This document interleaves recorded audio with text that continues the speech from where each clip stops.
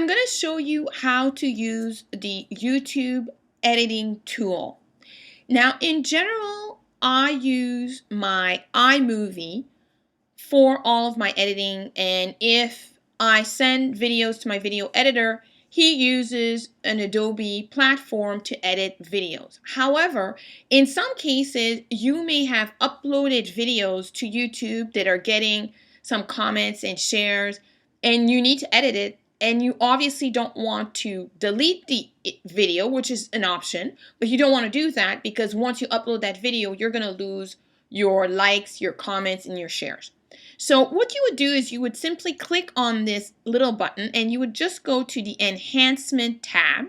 Now you can go directly to the Enhancement tab, or you can click on Info and Settings and you'll have access to the Enhancement tab right here.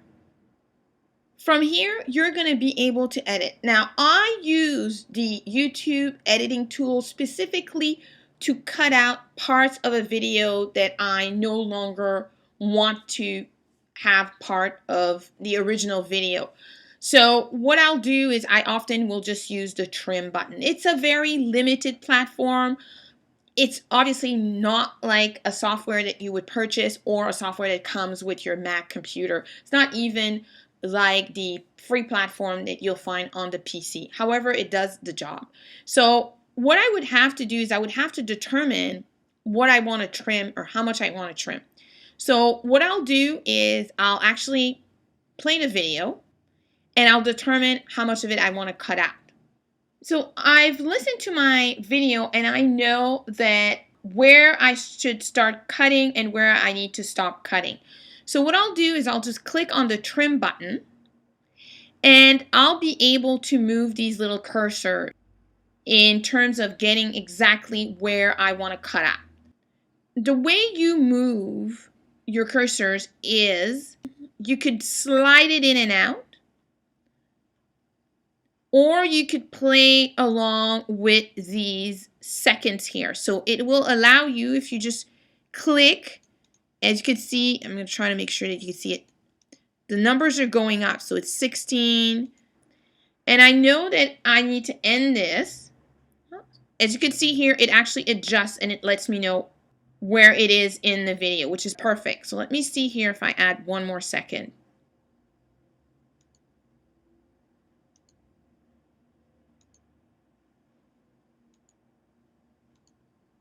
Okay. And I know I need to end this at the 23rd second.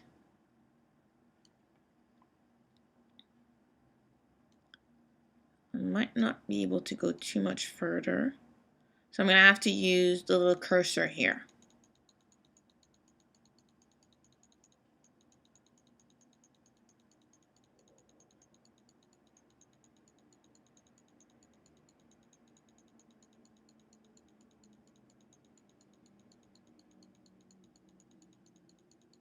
It's a little tedious. As I said, it is very basic, nothing like the more sophisticated platforms, but when you have a video that you don't want to down or remove from your YouTube channel because you don't want to lose the views and the comments and shares, this is perfect.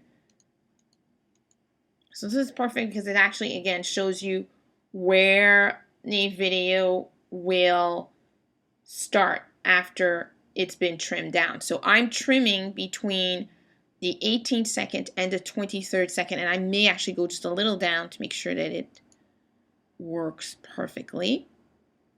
And I am going to basically click on the done because it's just going to cut out those few seconds for me. This is the track that is going to be deleted. It just basically played me the 5 seconds that I cut out. And I'm just simply going to click on save. And it actually is going to warn me that it's going to take a little bit of time to render this video. So I'm fine with that. I'm going to click on OK.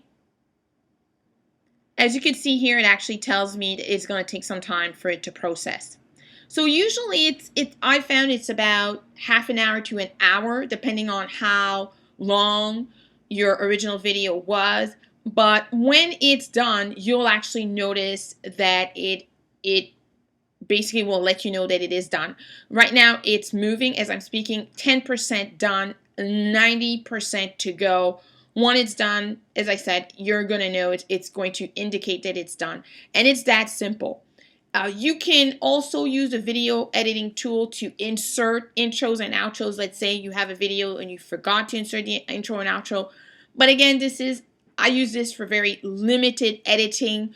Most of my editing, as I shared with you, I do on my iMovie, and my video editor does it on an Adobe platform. But it's been such a great tool for me, especially when I was starting out with Google Hangouts, and I was starting my Hangouts way too early, and I had that usually about 15 minutes at the beginning of my Hangouts where you could actually see me prepping myself and prepping the guest. So when I started using this tool, I was able to cut that out, because obviously I didn't want to delete that original Hangout because I had all my views and comments and etc., and I wanted to keep that intact.